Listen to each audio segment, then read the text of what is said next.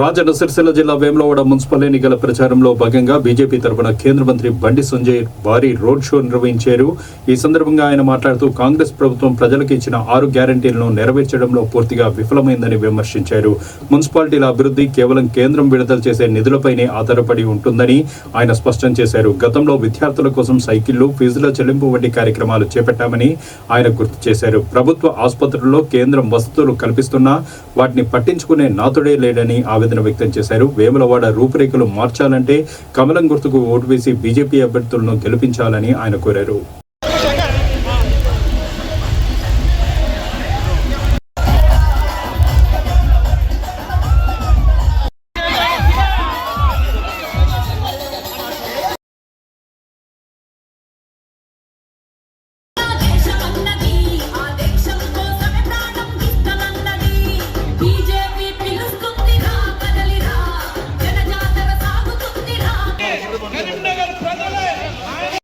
మన కరీంనగర్ పార్లమెంట్ సభ్యులు బండి సంజయ్ కుమార్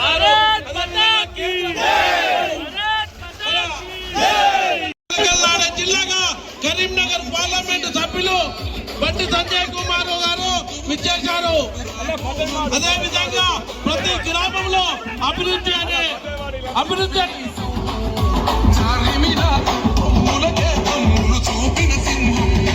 పేరు పైన చెప్తున్నాను చేశారు.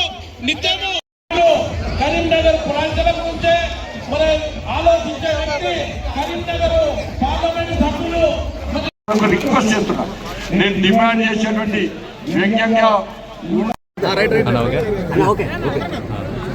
కరీంనగర్ పార్లమెంట్ నియోజకవర్గంలో జరిగినటువంటి మున్సిపల్ ఎన్నికల్లో Bharatiya Janata party mayor, chairman స్థానాన్ని గెలవబోతున్నది.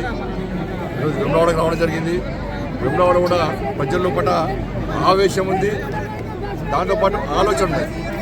ఎందుకంటే కాంగ్రెస్ పార్టీ ఉన్న ఎన్నికల్లో 2,500 రూపాయలు, 4,000 రూపాయలు పెన్షన్ ఇస్తా అని చెప్పి, దాంతోపాటు తులం బంగారం ఇస్తా, స్కూటీలు ఇస్తా అని చెప్పి ఇలా హామీలు ఇచ్చింది. మేము ఆ పార్టీకి ఓటేస్తే 2 సంవత్సరాల నుంచి ఒక్క పైసా కూడా ఇవ్వలేని పరిస్థితి. కాబట్టి రాష్ట్ర ముఖ్యమంత్రి పైసలు ఇవ్వమంటున్నాడు. ఇలా బీఆర్ఎస్ పార్టీకి ఓటేసి మోసపోయిన వాటే కాంగ్రెస్ పార్టీ మాయమాటలని మేము మళ్ళీ మోసపోయినాం. ఈసారి మోసపోయే ప్రసక్తి లేదు. వేములవాడ మున్సిపల్ అభివృద్ధి కోసం నిధులు కావాలంటే ఇలా కేంద్ర ప్రభుత్వం యొక్క నిధులు మాత్రమే ఆధారం అని చెప్పి ప్రజలు భావిస్తున్నారు. ఇలా కాంగ్రెస్ పార్టీ నాయకులు కేవలం గుడిని చూసి ఇవాళ మళ్ళా అధికారాన్ని పొందే ప్రయత్నం చేస్తున్నారు. ఇవాళ వేములవాడ ప్రజలకు గుడితో పాటు ఈ వేములవాడ మున్సిపల్ అభివృద్ధి కావాలి. గవ్వే గల్లీలు, గవ్వే బస్తీలు, ఎక్కడ కనీసం రోడ్లు లేవు, లైట్లు లేవు, మోర్లు లేవు, పార్కులు లేవు, గుళ్ళు లేవు, బళ్ళు లేవు. ఇటువంటి పరిస్థితి అలా వేములవాడ ఉన్నది. బీఆర్ఎస్ పార్టీ ఒక్క పైసా ఇవ్వలేము, 500 కోట్లు ఇస్తాను ముఖ్యమంత్రి, పాత ముఖ్యమంత్రి అడ్రస్ లేకుండా వేయడు. ఇలా కాంగ్రెస్ పార్టీ 2 సంవత్సరాలే ఒక్క పైసా ఇవ్వలే. కాబట్టి ఇలా 16 కోట్లతోని 14-15 ఆర్థిక సంఘం నిధులు తీసుకొచ్చినాం. 16 కోట్లతోని 13 కోట్లు అమృత నిధులు తీసుకొచ్చినాం. 6 కోట్ల రూపాయలు ఇలా స్వనిధి పేరుతో ఒక్కొక్కరు 10,000 రూపాయలు ఇచ్చినాం. ఇలా 4 కోట్ల రూపాయలు నేను ఎంపీ నిధులు ఇచ్చిన, దాంతోపాటు సైకిల్ ఇచ్చినాం, పిల్లలకు ఫీజు కట్టినాం. ప్రభుత్వ ఆసుపత్రికి మీరే చూసారు, అన్ని ఎక్విప్మెంట్స్ ఇస్తే కనీసం దాన్ని మెయింటెనెన్స్ లేదు, దాని డాక్టర్లు పెట్టే పరిస్థితి లేదు. కాబట్టి అలా రాష్ట్ర ప్రభుత్వం దగ్గర పైసలు లేవు. 2 సంవత్సరాలు ఒక పైసలే. ఇప్పుడు నిధులు ఇచ్చేది కేంద్ర ప్రభుత్వం. ఇవాళ అధికారం మాకు ఇస్తే, మున్సిపల్ చైర్మన్ మాకు ఇస్తే, ఇవాళ మాకు కేంద్రాన్ని ఒప్పించి నిధులు తీసుకొచ్చే అవకాశం ఉంటుంది. బీఆర్ఎస్ కొట్టేస్తే వాళ్ళు అక్కర్లేరు, ఇక్కర్లేరు. కాంగ్రెస్ పార్టీ కొట్టేస్తే పైసలు లేవు. ఇలా వేములవాడ అభివృద్ధి చెందాలంటే ఒక మంచి నిర్ణయం తీసుకోవడానికి వేములవాడ ప్రజలు సిద్ధంగా ఉన్నారు.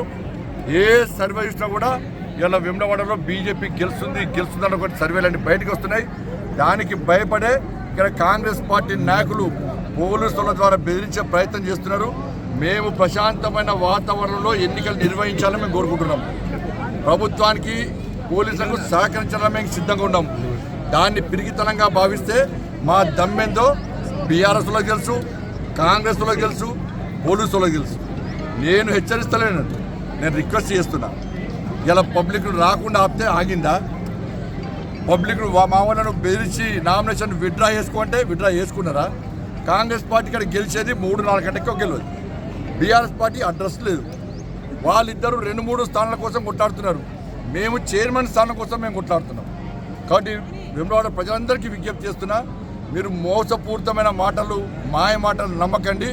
ఇవాళ గుడి అభివృద్ధితో పాటు మీ అభివృద్ధి కూడా ముఖ్యం. కాబట్టి ఈ వేములవాడ మున్సిపాలిటీ అందంగా తీర్చిదిద్దే అవకాశాన్ని మాకు ఇవ్వాల్సిందిగా అప్పీల్ చేస్తాం. ఇవాళ మాకు అవకాశం ఇస్తే చేస్తున్నాం.